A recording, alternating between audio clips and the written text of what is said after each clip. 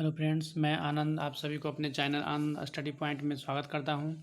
आज मैं फिर से आपके लिए स्टैटिक जीके के क्वेश्चन लेकर आया हूं, जो आने वाले बिहार के सभी एग्ज़ाम में यूजफुल साबित होंगे।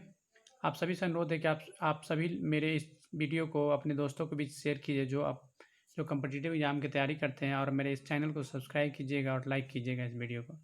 चलते हैं अपने क्वेश्चन की तरफ। नालंदा विश्वविद्यालय किस लिए विश्व प्रसिद्ध था? इसके ऑप्शन है चिकित्सा विज्ञान, रसायन विज्ञान, बौद्ध धर्म दर्शन या तर्कशास्त्र। इसका राइट आंसर सी हो जाएगा, बौद्ध धर्म दर्शन।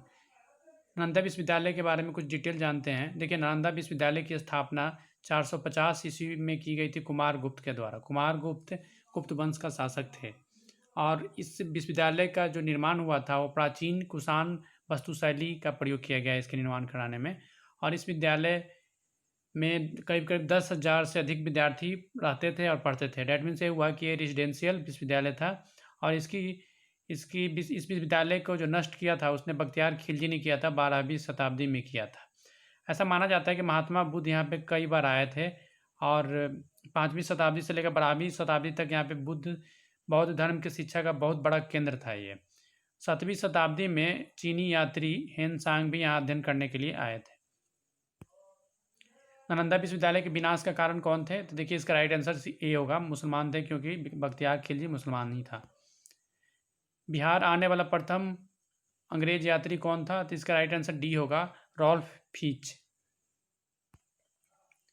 अंतिम मौर्य सम्राट कौन थे? तो इसका राइट आंसर बी होगा, बृहद्रथ थे। बृहद्रथ की हत्या करने के बाद इसके बाद ब्राह्मण वंश की स्थापना हुई थी।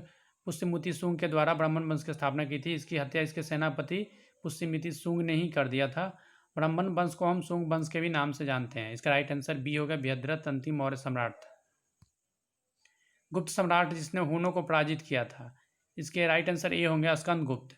स्कंदगुप्त गुप्त वंश का शासक था, और इस हुन से बचने के लिए ही चीन की जो दीवार है उसका निर्माण कराया गया था, और इंडिया में स्कंदगुप्त हुनों के आक्रमण से बचा लिए थे इंडिया को। इसका राइट आंसर ए होगा।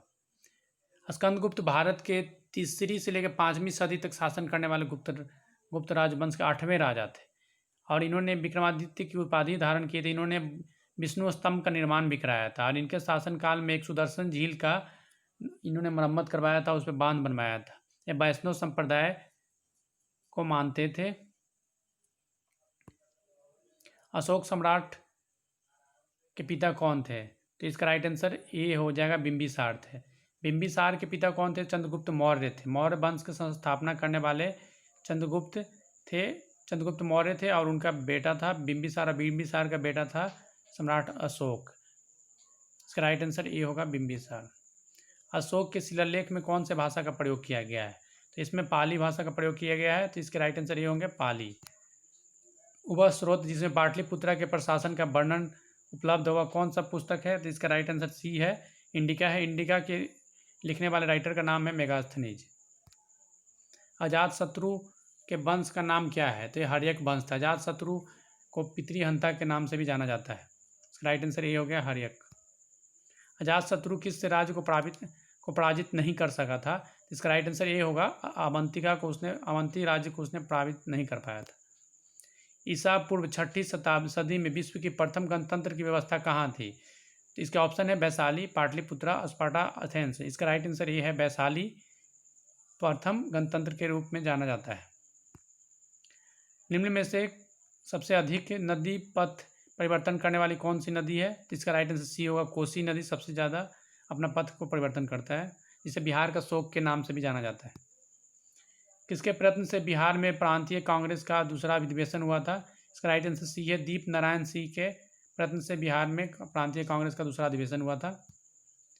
निम्नलिखित में से कौन सा जिला के कुछ इलाके पश्चिम बंगाल को दे दिए गए थे? तो इसका राइट आंसर बी है, पूर्णिया और मानभूम की जो कुछ पार्ट थे ना, वो पश्चिम बंगाल को दे दिए गए थे, क्योंकि वहाँ पे बंगाली कम्युनिटी के लोग ज़्यादा रहा करते थे, वहाँ बंगाली भाषा का प्रयोग था। कांग्रेस सोशलिस्ट पार्टी की पहली बैठक पटना में हुई थी, कब हुई थी? तो इसका राइट आंसर बी होगा, 1934 ईस्वी में हुई थी। Thanks for watching. आप लोग से अनुरोध है कि आप मेरे इस चैनल को लाइक कीजिए, सब्सक्राइब कीजिए, वीडियो को अपने दोस्तों को भी शेयर कीजिएगा। बहुत बहुत धन्यवाद। शुभ रात्रि।